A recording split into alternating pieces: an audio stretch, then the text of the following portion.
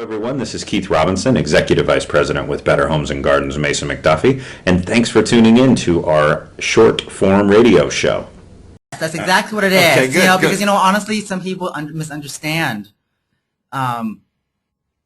social media, and they think it's just another stream for you to push out your listing. It's another farm avenue, and it's like, oh, I'm not following you because I want to hear about listings. If I'm gonna go on the internet and search on this other sites, exactly. Right. Well, I mean, I'm following you because you're interesting. You have an interesting point of view. You lead an interesting life. You can sprinkle it with a little bit of real estate, gibberish here and there. Maybe, oh my God, here's an Instagram picture of a skunk I found underneath my inspection today. But it's like kind of covert. It's like you kind of slip it in there. And I don't, when the question I think you asked me was like, how has it resulted in actual business for you? And I think that I never say that there's a dumb question, because there are no dumb questions, only dumb answers. But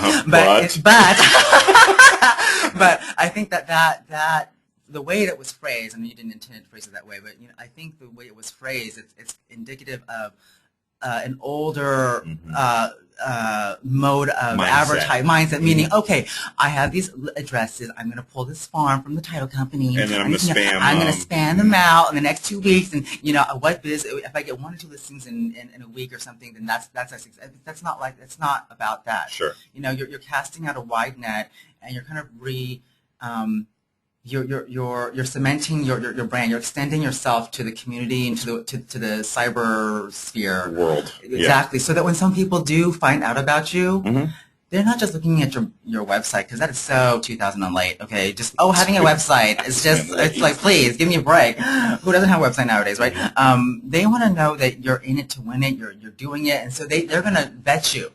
Right. That's when clients do that. They're so nosy. They're nosy people. They will follow you on Twitter. They'll read your past 10 posts on Facebook. They'll check out your LinkedIn. And if you say you're a florist somewhere, on LinkedIn, and they're like, wait, I thought you saw me with Lizzie. The brand has to be seamless across the board. And I know that they say 80-90% of the business is done by 10% of the agents. I know many of us have other jobs out there and other things going on, but that doesn't change the fact that that's what clients want to see. When they see you're posting about things about another career, just things that don't really vibe with what they think a realtor should be posting about, it really damages your online reputation. It really does.